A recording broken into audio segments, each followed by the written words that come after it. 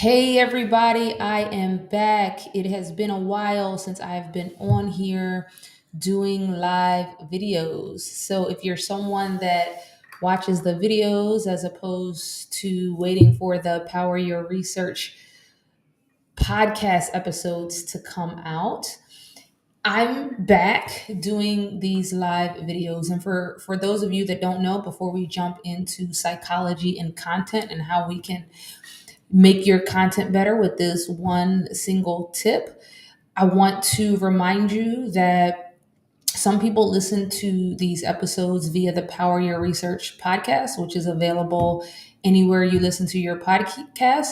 And some people listen to these live when I do my live stream videos where you can ask questions and that kind of thing. So if you're interested in catching these live videos, follow me on LinkedIn, Facebook.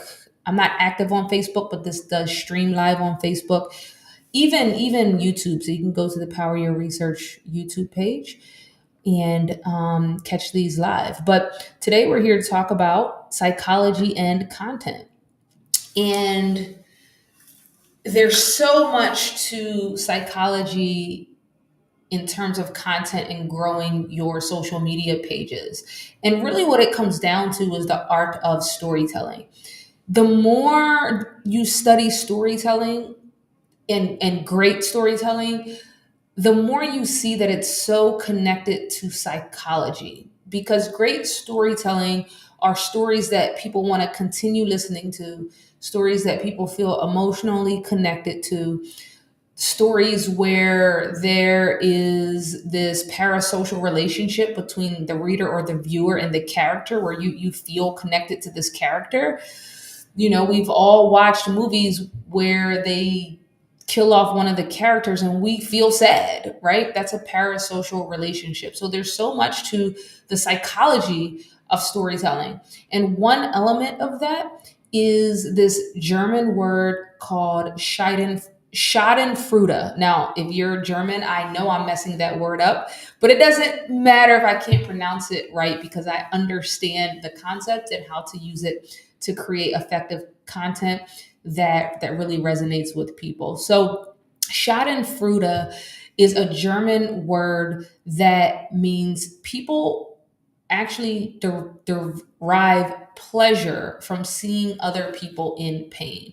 Now, this might be counterintuitive, and you may be thinking, no, I don't like seeing other people in pain. When I see someone that needs help, I want to run over and help them.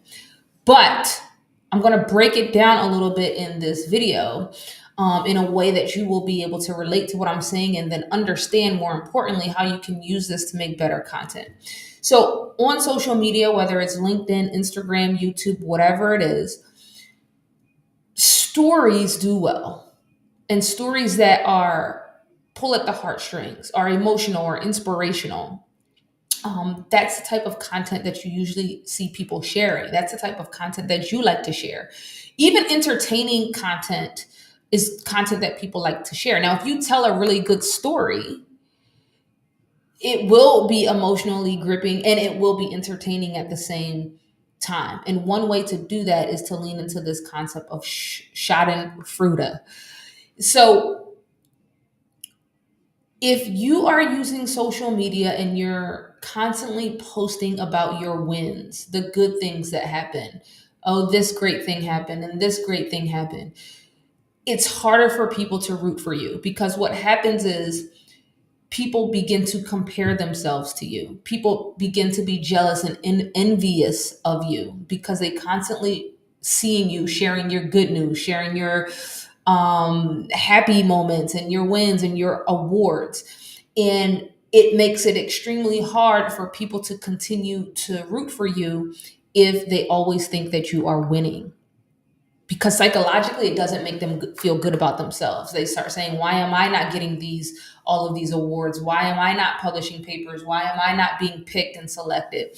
And you don't want your audience to think like that. You want your audience to root for you when you are winning. And the way that you do that is you show them your struggles, your pains, the things you had to go through to get that win. This is why we love Movies like Rocky. This is why we love the underdog story, because the underdog story means that it's somebody that we can root for. We know what they've been through, so we want to cheer for them. Nobody wants to watch a movie for an hour and a half if the character didn't go through some dramatic event. And so for you, for your content, using this concept of Schadenfreude is a must if you want to create engaging, entertaining content that people are going to want to share, that people are going to want to comment on, that people are going to be inspired by, because leaning into your pain, and we all have it, is relatable to people, because that's something that everyone can relate to, because everyone has been through something, no matter their privilege or non-privilege, where they come from. And so you need to start showing your process of, I was at the bottom here, or I got rejected this number of times, or I'm having a tough day, and show us how you got through that, so that we can then root for you. So back to the concept of Schadenfreude, which is people derive pleasure from other people's pain. Pain is relatable, and also it is relative. So if I share my story of, hey, I was in this abusive relationship and here's what I learned and here's how I got out of it, the reason why I can share that story over and over and over and over and over again, and people enjoy the same story over and over and over and over again, because it's a good story, because it's vulnerable, and because the audience gets to learn. We learn from the places that you made mistakes, the places you suffered. We learn how to overcome. We learn, whatever strategies it is that you're sharing, so that we can get to the other side. Because at the end of the day, you always want to remember that your content is not for you, it's for the viewer on the other side. If you're just posting content for you, then you're definitely not posting content with the intention of helping people. And that means your content is not going to be likable, shareable, engaging to the audience, or entertaining. So, the bare minimum of the strategy that I want you to take away from this episode is share your struggles, your pains, the things that you've been through. And that makes you relatable to the audience. So I hope this helps someone out there. I am looking forward to you implementing this strategy. Find me on social media. Let me know how it goes.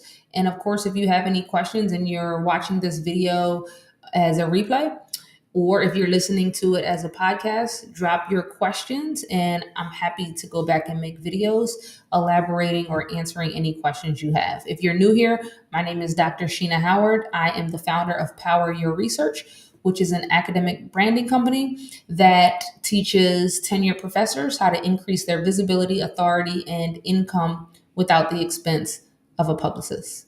I also have built my own personal brand where I've monetized my writing, my brand, my community, and all of that good stuff.